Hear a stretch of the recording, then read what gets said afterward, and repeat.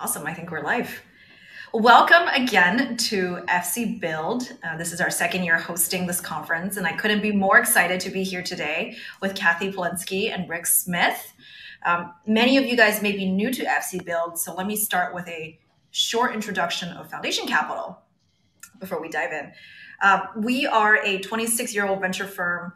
We invest in the very early stages. We have over 400 portfolio companies and have had the pleasure of backing more than 30 of them that have gone public so far. In our enterprise practice, we partner with entrepreneurs working on problems up and down the stack, from cloud, data, AI, automation, DevOps, cybersecurity, vertical, SaaS, and many others.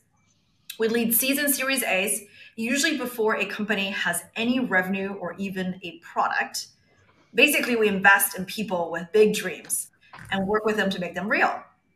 And if that describes you, please connect with one of us. This conference is an opportunity for such dreamers to learn from those who have done it before. And that's why I'm so excited to have Kathy and Rick with me here today to share their experiences scaling engineering. I'll ask both of you guys to introduce yourself to start, maybe starting with you, Kathy. Thank you, Joanne. It's great to be here. So I'm Kathy Palinski. I'm VP Engineering at Shopify. And at Shopify, we invest in people with big dreams too. We have a platform to help entrepreneurs take an idea and take it live to build a business from scratch all the way through IPO and beyond. I lead the merchant services team at Shopify, which is all of the services to help merchants run their business, not just have the store, but deal with shipping and taxes and international transactions, social commerce, so that people can sell their products on Facebook and Google and TikTok.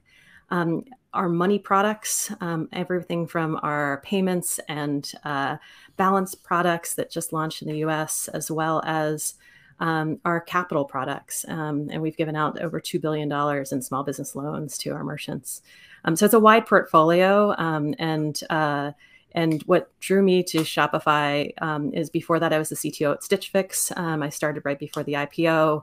And a lot of the technology that my team was building was the back office infrastructure to run commerce. And so it really connected me to the mission of Shopify to be able to provide that for a lot of other companies. It's so nice to have you, Kathy. I actually grew up in Canada, and it's so nice to see how much Shopify has grown to be the largest public company in the country. We've also partnered with Shopify many times in terms of investing. So really, really excited to see that. Rick, on to you. We'd love to hear more about your background. And congrats on the recent IPO. Thank you very much. So I'm Rick Smith. I'm the CTO here at Sentinel One. For those that don't know, Sentinel One's a preeminent next generation cybersecurity firm. This is the second IPO that I've been through, so I definitely have a panache for working with teams, helping them scale and go into public life. Prior to this, I was at Medallia. And then prior to that, I spent a number of years at Oracle. That's great. What attracted you to Sentinel One?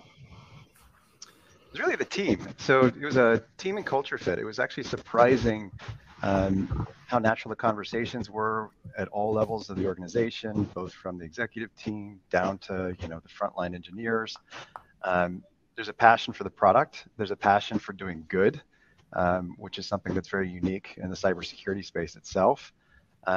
And a high degree of intelligence and integrity within the organization. That's great to hear. Maybe you could start off with some of the biggest priorities for both of you in 2021, and maybe start off with Rick, since the company has gone through so many changes this year. So hiring is a huge topic for us. I mean, we're scaling at a rate that almost feels death-defying. So finding the talent globally, we were establishing footprints in Europe. We obviously do a lot of hiring in Israel, where our core team is, and we've expanded hiring in US. We're also looking at other geographies as we speak.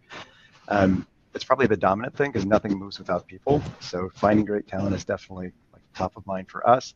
And then also looking at, as we press further and further to scaling into a larger customer base, batting down the hatches and bringing more enterprise focus to the product offering to serve our customers. Got it. Makes sense. How about you, Kathy? So Shopify's mission is to make commerce better for everyone, but it's been a hard couple of years for small businesses, especially in light of COVID and supply chain issues that we're seeing across the globe. I think what we've also seen, though, is small businesses and direct brands are really resilient. They're scrappy. They're willing to take risks and make changes. And we're seeing, more people, decide to start businesses than ever before right now. It's just meant that we've had to be scrappy as well to really be nimble and see what our merchants need. So we shifted a lot to build tools for our point of sales products. So we have physical devices that our merchants can use to sell at pop-ups or in store. We shifted to focusing on buy online, pick up curbside, and just nimble ways that people can have their shopkeepers check out anywhere that are the buyers were. We also, have been focusing a lot on this idea of social commerce, and that I think is really interesting with some of the changes in the ad landscape for us to help merchants connect to buyers anywhere. I could go on and on the list. It's pretty really fun to see, but it's really us listening to our merchants and figuring out where the biggest needs are and how we can be a big support for them. What has been the biggest challenge? I mean, the scale of who you're supporting, both from just the customer side and also an engineering side, is pretty big. What's been hard about it? So we've been growing a lot. So we had a mission this year to hire 2,021 engineers in 2021, and really doubling our engineering team this year. And I think it is just looking at the portfolio of the products that we're serving. It was just really critical for us to scale. As you mentioned, Shopify started as a Canadian company headquartered in Ottawa, but at the beginning of the pandemic, we decided to get rid of our office strategy, and we're hiring globally. People can work from their home anywhere around the world. And so I'd say that has been a challenge of how do we onboard people? How do we get people productive as soon as possible? How do we keep delivering amazing products to our merchants with more initiatives going on at the same time. And it's the thing that I love doing. That's why I came to Shopify, to really get to scale the team. But it has been a lot of my focus as well. Makes sense. Rick, you mentioned hiring as a big initiative as well, right? In Europe, and I think you mentioned Israel. And 2021 has been some of the most intense labor markets I've seen ever, especially with engineering. How have you dealt with this, and what are some of the things that you've experienced recruiting? I think that so I've been through a lot of different industries throughout my career, and cyber is definitely one of the most curious in terms of the nature of the people that focus on this space. So we're very lucky that people who want to be in cyber, either they're longtime professionals or they're trying to enter the field, they have a direct passion for that. So it's a great filtering mechanism for talent. You'll find people who are uniquely positioned and asking for that. So that gives us a leg up over the general tech market. So this has been super helpful. We do compete in two extremely hot markets. So the Bay Area itself, everybody's known for a long time. It's a very difficult market to operate in. And Israel, I would argue, is equally as difficult. Mm-hmm. Culture is definitely the thing that we put forward. I mean, obviously, you're also working towards compensation, job content, and everything else that comes with that. I think we do a very good job of propositioning and that perspective. And when you really talk to a hire who comes on, the difference is very consistent. The transparency of who we are and how we operate is the thing that shows through and usually takes us over the line. Makes sense. Makes sense. And how about you, Kathy? You've also hit on having different office philosophy with more remote hiring. Tell us more about that. So we have gotten rid of office strategy and are designing a program called Digital by Design, really making it possible for everybody to work from home anywhere in the world. And so we've had to build in our hiring pipeline to support that. So I could talk about both of those things, but I guess on the first side, on the Digital by Design, we focus a lot on the best development environments for every engineer. So we give them tech kits if they need a sit-stand desk or extra lighting, whatever it is that's really necessary for their job that can help them be the most productive. We really set folks up. We also ordered new M1 laptops for everybody to really make sure that they have the best state-of-the-art machines that can be, productive. And then we've focused a lot on the onboarding and training. So after you're here, how do we help people be productive as fast as possible? We do some really cool things, like every engineer goes through a week of Bridge the Gap training to train on our products. So not just the technology, but to understand how our merchants are using the products. And then also we train them on customer support tickets. So by the end of the week, they are answering a live customer support tickets on one of our products. And I think that just gives a lot of customer empathy and a full understanding of the scope of what we're doing and the impact that it has, and connects people better to the products that they're building. So maybe just taking a step back for some context, do you mind both sharing how your engineering organizations is structured? I know there's a remote versus office component. Any other things to note? So let me just comment on the remote component. So US, we're an all-remote team. What we find in other regions is that the affordance of housing definitely provides a different situation for folks. So you end up having with a lot of apartment living. So it's very compressed and difficult for people to work at home. In those situations, we do offer a hybrid environment, and that's been very amenable. On question of like how we actually structure the organization as a whole, we have a very product-focused philosophy. So you'll find that we have small teams, roughly 10 in size, designated to a leader. They're full stack teams overall. And when I mean full stack teams, front end, back end, if there's agent development, it would be embedded in there, plus quality engineering as well as DevOps. They have full gamut of responsibilities. As Kathy mentioned, like they have to reach the customer, they have to deal with the escalations so that they're both in touch with the needs of the customer and have clear ownership of what it is that they deliver on a day-to-day basis. We try to distribute that so that there is a broad set of leaders who have high touch with each one of those units, and try very hard not to break a rule of having no more than about 8 to 10 directs per any leader at any given level. Got it. And for you, Kathy, is that what are some of the differences maybe? Yeah, similar. I mean, we on the first part, we don't have any office strategy, and we believe that that a hybrid work environment is going to be the worst of both worlds, not the best of both worlds. So totally understand it's not for everybody. Not everybody has the same space in their house, and so that is a challenge sometimes. But we are moving to 90% of the time people will be working from their home, and 10% they will travel to a remote destination, COVID permitted, to do a burst with their fellow coworkers. This could be, really,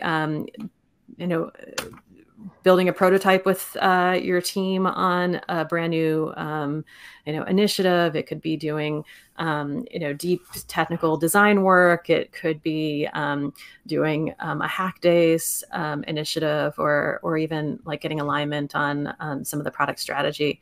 So we think that there'll be, fairly small teams that can really bond together, collaborate, like achieve something together in a better when they're together.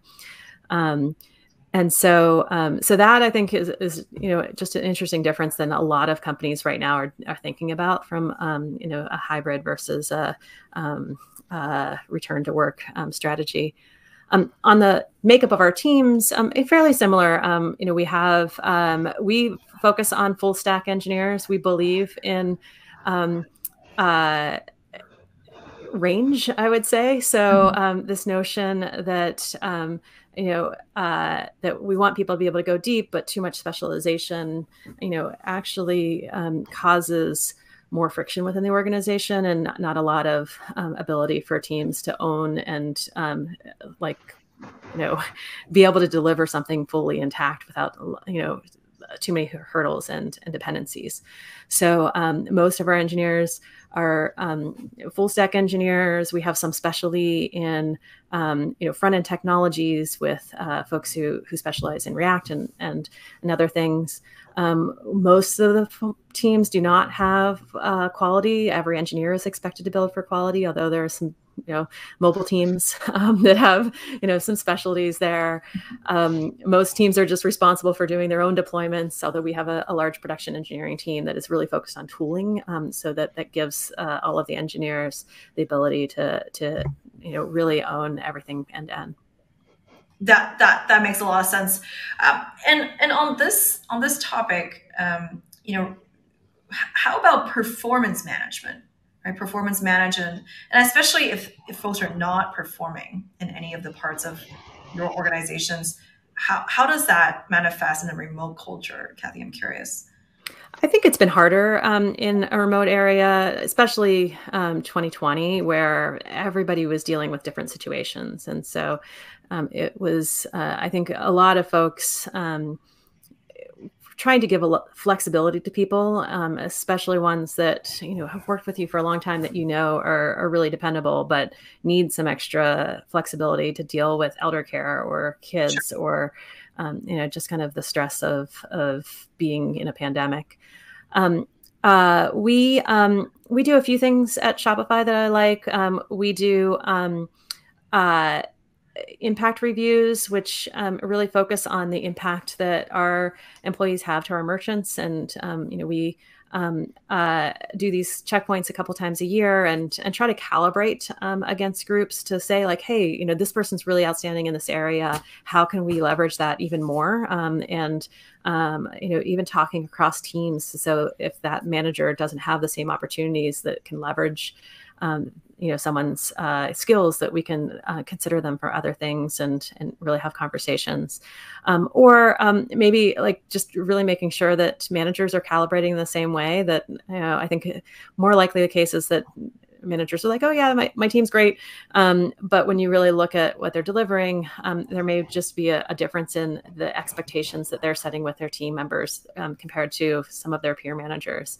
And so we found having these calibration conversations, it's not a stack rank, it's not ranked by a curve, but it just is like, enabling folks to see beyond their own area, to really like calibrate on what good is and to really set a high bar for expectations.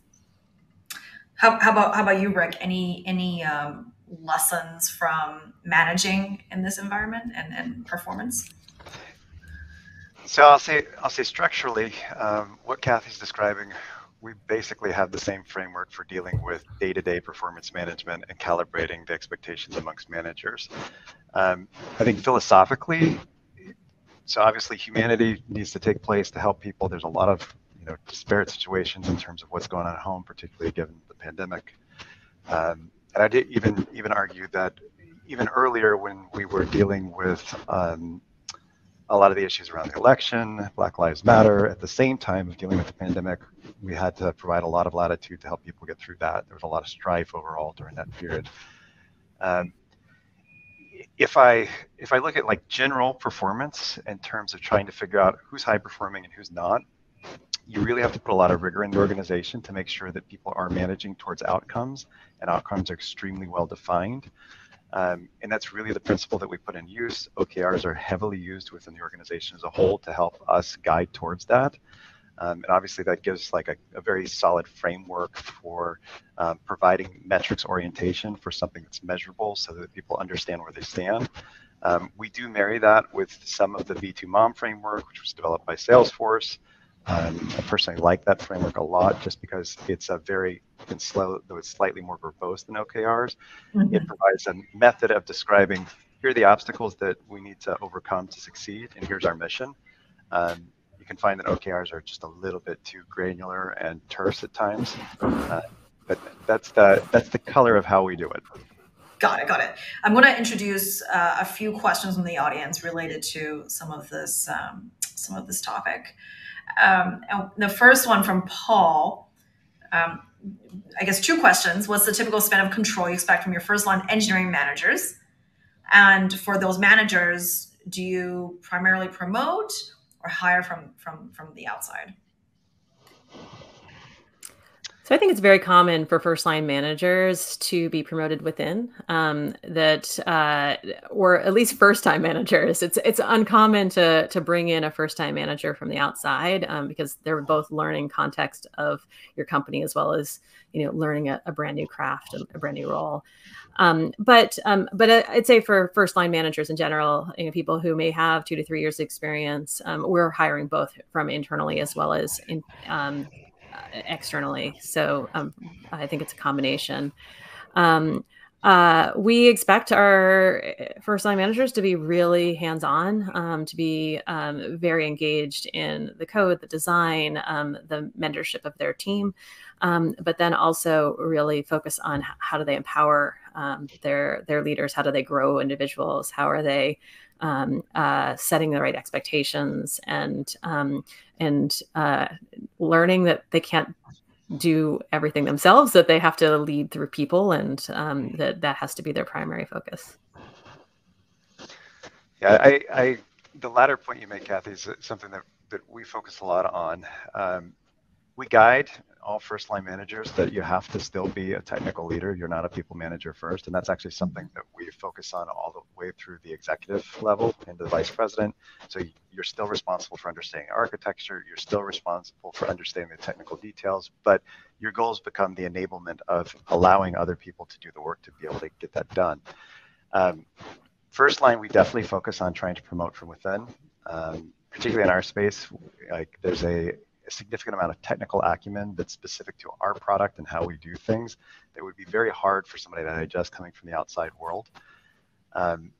As we move up the ranks, it kind of depends on our bench strength, really, in terms of the expertise that we have in-house. In some areas, we might have too junior of a role, and we might need to look either laterally within the organization in terms of how we shift that, because we may have another more experienced manager that could supplement that. And if we just don't have the bench strength in-house, then we have to look outside. Yeah.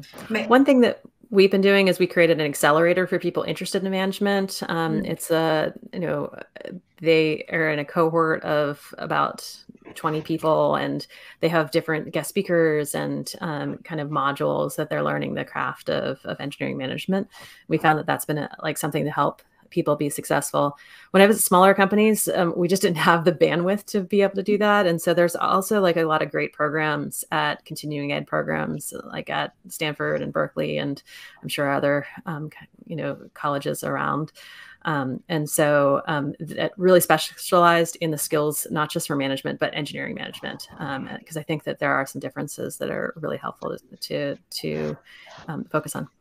Yeah, we use a lot of supplemental materials as well. I think one thing that's very unique about our situation or our scenario is that it's such a global company at this point, and we're mixing so many different nationalities that we do supplement that with training that helps people understand each other and crossing those boundaries culturally.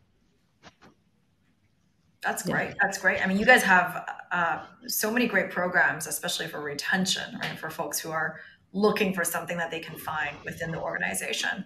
And speaking of retention, anything else to add? And we have another question from the audience as well regarding burnout. Yeah. I mean, I think for retention, the nice thing about working at a larger company like Shopify is that there are so many different opportunities for people to try new things. We call it to navigate the jungle gym. It's not just a career ladder, but being able to move laterally, try something new, and wear a different hat. I also think that's an advantage of a really small company, that you, by nature, are just wearing lots of different hats and trying new things, and you have to be really flexible. And those things can be really accelerators for just growth and learning and opportunity. Any comments, maybe Rick, on the burnout question? Yeah, I think I've got a higher level assertion around that. It's that just because we're remote does not give people latitude not to be in contact with their team at all levels. Like I hold myself accountable for being very in touch with the engineering folks and the front lines. And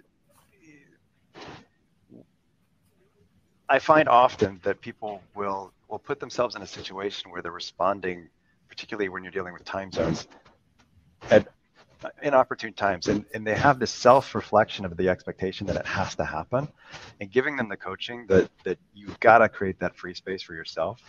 And obviously, there's some cases where some people will abuse that, and you have to step in and actually correct course there. But more often than not, I find a lot of folks taking on more than they should, and they need the reassurance that they can create those boundaries for themselves. Otherwise, busy companies that are in a hyper growth phase, they will consume all your time. Absolutely. So I think that's the baseline for it. How we also control for it is making sure that we have core working hours across the different geographies so that people have an understanding of when people show up. That's particularly important when you're dealing with Israel. They have a very different calendar than we do. And I think a lot of folks are not attuned to that, and that's something that we have to do a lot of education around. That makes a lot of sense.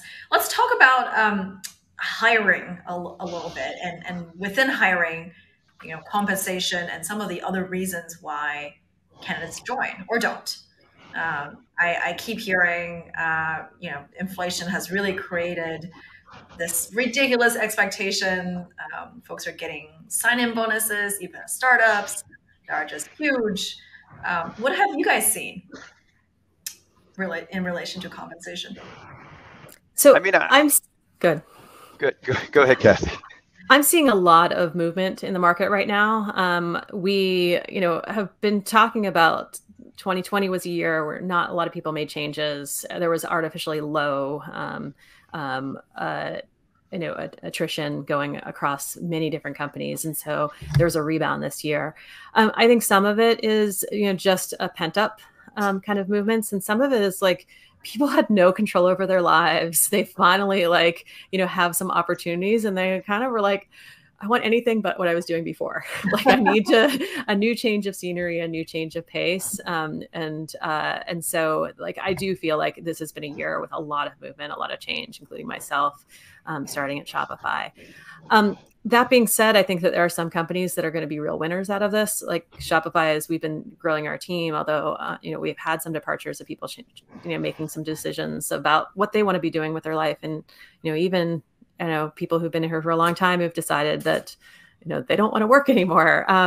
That's sad to see, but the folks that we've been able to hire this year have been outstanding, just really amazing talent that we've been able to really talk to and connect to our mission.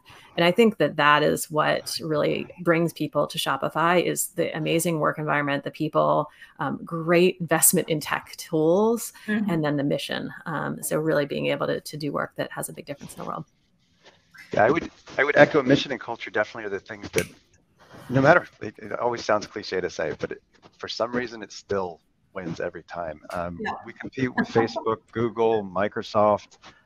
We are winning when we go after that talent consistently. I think broadly speaking, what I've seen in the market, and I agree with you, Kathy, a lot of this I think is pent up energy around staying at home and needing control over your life.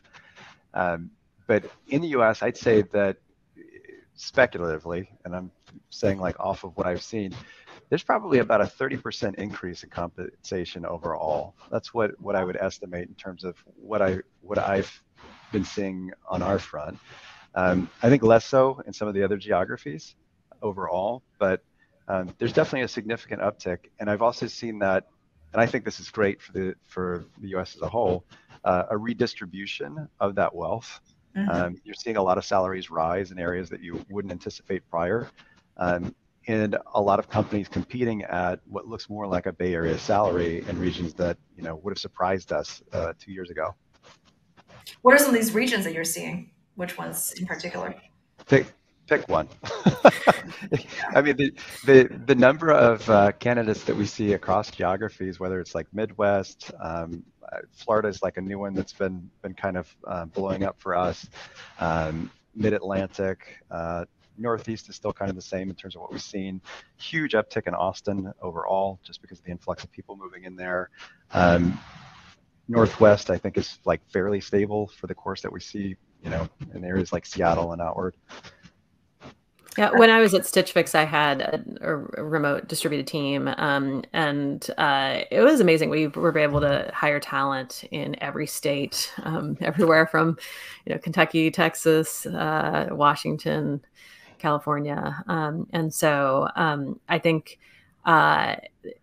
being in this remote, I like to call it distributed teams, but having distributed teams means that people can work from anywhere, and you can really tap into talent that has been under the radar for a while, and really bring them into your org.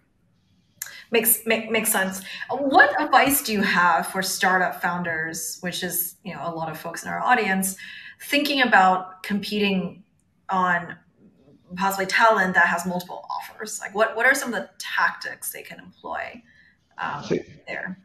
So I would actually take a step back, in that a lot of entrepreneurs that I end up engaging with, they still live in the vision that, I'll pick on the US in particular. They still live in the vision that there needs to be this in-office like startup in the Bay Area.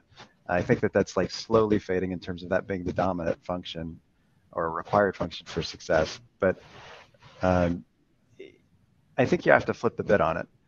I mean, you really have to be open to the fact that you can get a lot more engagement out of the talent pool overall if you relinquish the cost of living in an area like the Bay Area. And you'll find that, one, it's retentive. Like they're very happy if you can allow them to live in Aspen or wherever it is that they want to live at the pay grade that is required for them to live there. And it gives you a whole bigger pool of talent to be able to actually work from. And I think that for folks like myself and Kathy, we have all the infrastructure in the world to do that, but that infrastructure is actually very cheap today, and it's not a bad way to start. Yeah. So be much more open-minded with distributed workforces as an entrepreneur. Kathy, any other advice for founders trying to win? I think every time I'm making an offer, I want to know to the candidate, how are you going to be making your decision? Assume that everybody is going to have multiple offers. What matters to them? How are they going to compare different offers? And then you can focus on that. It has to be specialized. It has to be individual. And some are going to sell on flexibility. Some it's going to be on the mission. Some it's going to be that, like, hey, at a startup, you get to wear lots of hats and you get to have, opportunities with customers that you might not have at a larger company. And so I think you need, in this competitive market, to really focus a lot on that, and to have very personalized conversations with each candidate. Absolutely. And one of the benefits that startups do have, not compensation, but they do have a ability to paint a vision and a mission that is so beyond what they have today, compared to, let's say, a Facebook, where that story is more crystallized. And therefore, the value of equity can be very little or could be very large. So I do find that startups do win. Tactically, though, the interview processes become mostly selling, and buying much later. And I would add to that, and it's really in relation to Kathy's statement about the individual experience that you're trying to tailor for them. Yeah. I do think that there's one foundational element that everybody's reaching for that you really have to tap into, and that everybody wants impact. And you really have to make sure that whatever role that they're coming into, that you can find that strain or that thread and tie it together for them. Because if you don't, you're not going to get the candidate. Absolutely. Absolutely. I remember when I was at Stitch Fix having a director of engineer who was, I think, the second person on the tech team. And he's like, oh, yeah, I remember hitting this point where I had to actually do a phone screen because early on in Stitch Fix's career, like his phone screen was just selling candidates, like articulating what the company did and, why it mattered and the opportunity. And he remembered the switch when people actually had heard of the company and, said like, hey, I was thinking about changing jobs and Stitch Fix was on the top of my list.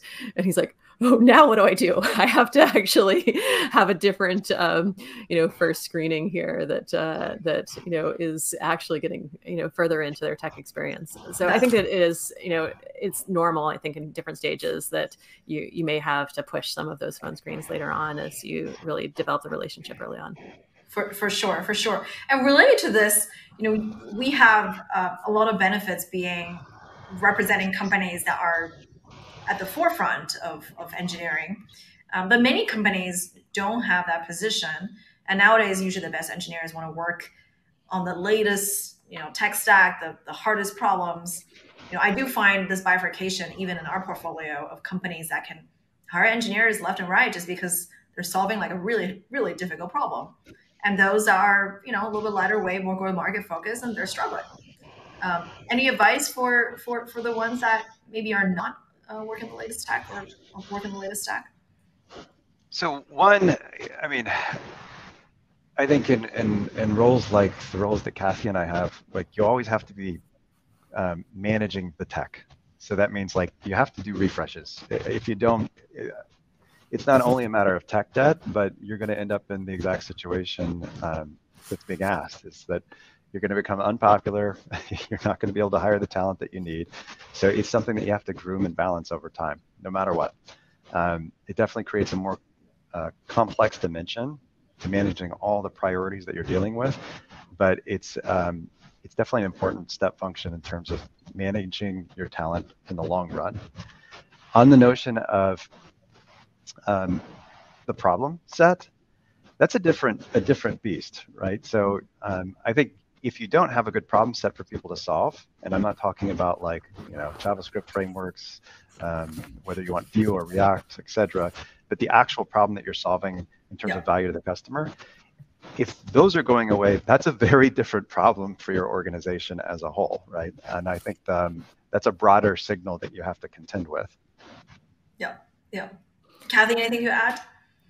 We're pretty opinionated on when we bring in new technologies into the organization or not. And it's just when you look at the scale of maintaining the systems that we have and providing the performance, the scalability, the security that you need, I think it's important to really make sure that you're intentional when you're adding a new technology and when you're really optimizing the things that you have. That being said, I think it's really important when you add the right technology that it is the best technology, that it is the ones that that really gives the most leverage that developers actually enjoy working in, and that really allow them to solve the right problems. And so we invest a lot in our developer tooling and infrastructure so that when a new developer comes in, they say this is the best environment that we've ever worked in. So we have specific developer tools. We're also investing in our spin cloud-based development environments. And I think that is going to be a huge leverage point for our organization.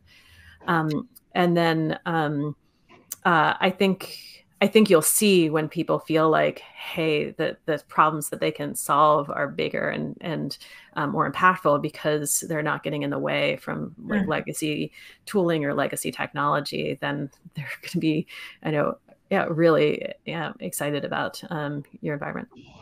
What have you guys changed in 2021 in relation to your software stack?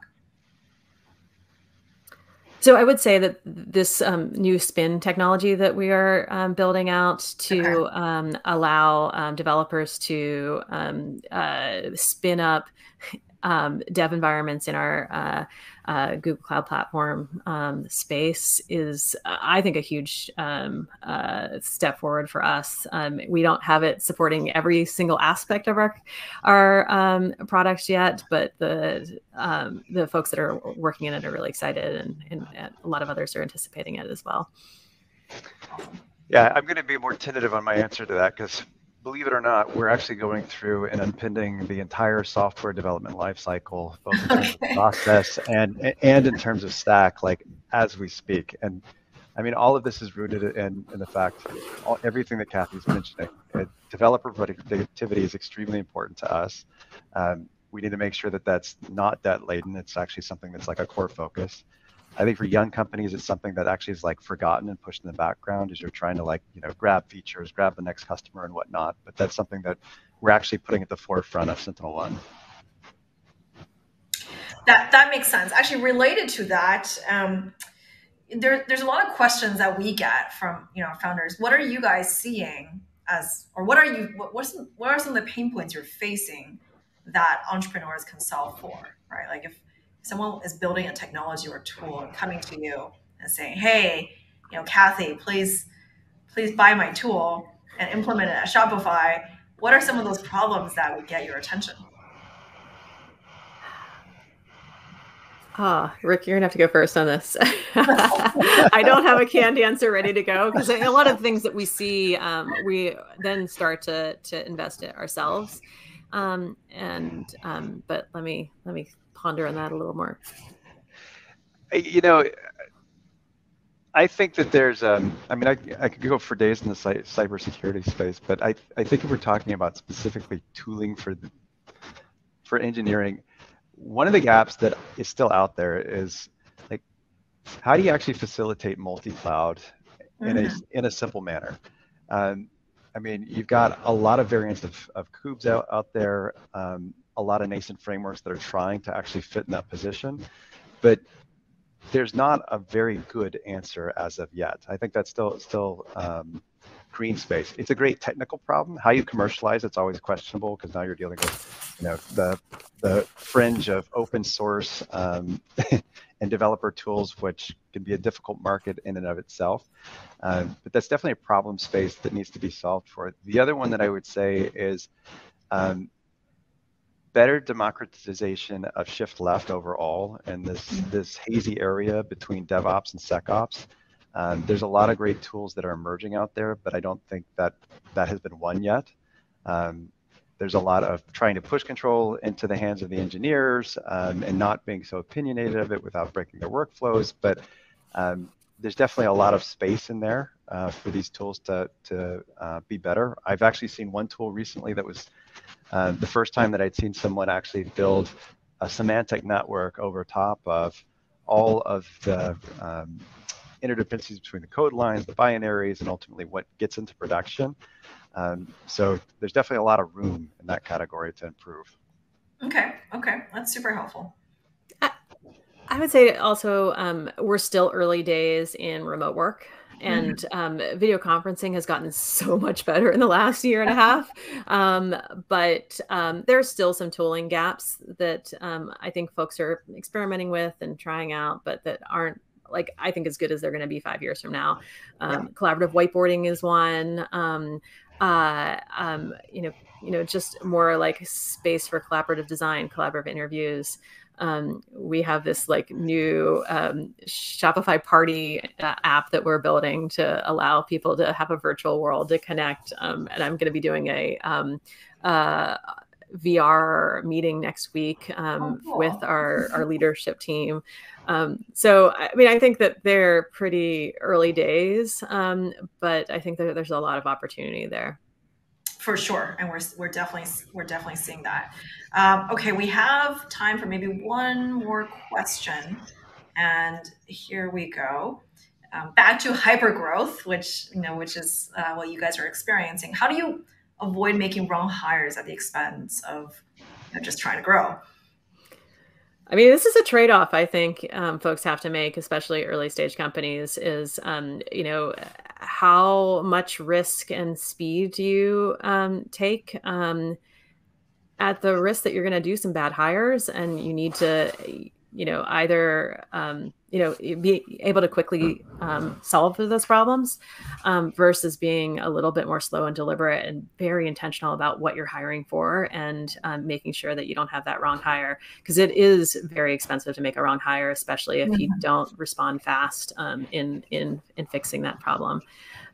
So we have centralized our hiring process, and we have optimized for speed. And we have a very high bar. We do a lot of training. We do a lot of coaching on organizations and like how to make sure that we're hiring for the right people who are going to be successful at Shopify.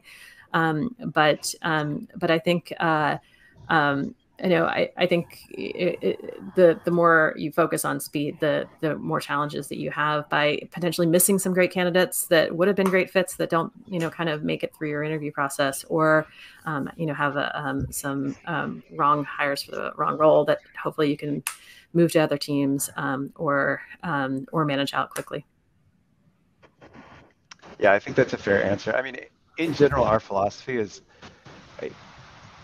we rather not make a wrong hire. We'll slow down priorities if we need to. We want to focus on getting the right candidates in the door and not make that mistake early. And I think that's extremely important when you're at the scale that we're at. So when you're still in the hundreds in terms of engineers and you haven't like gone into the thousands, because those are the foundations that everything is going to be built on down the road. I think it can be a little bit more loose with it. As that foundation is built out, particularly if you're looking at younger talent overall, or less experienced talent overall. But yeah, at our stage, it's definitely quality.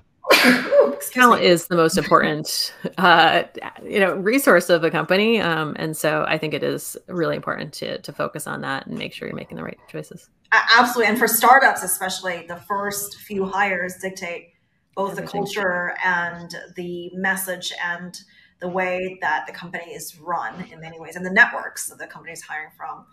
So it's critically important to get the first team right. Well, I think we're a little over time. Thank you so much to both of you for this great conversation. I know that our audience learned a lot, and I certainly did, and really, really appreciate the time. Congratulations again on the growth, and thanks for sharing your wisdom. Thanks for having us.